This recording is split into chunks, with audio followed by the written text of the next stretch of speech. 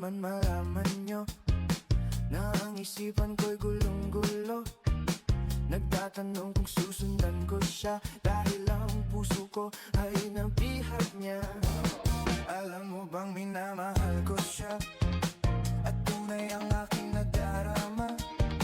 Kahit ako'y nagmumukhang tanga, ay ayos lang basta kasama siya. Kahit sabihin pa ng iba, nababaliw na akong talaga. Kahit merong ibang nagcha-cha-cha, nagrurumba, nagsasalsa. Pwedeng sabihin nyo to sa kanya, ang puso ko'y nahihirapan na. Ano pa ba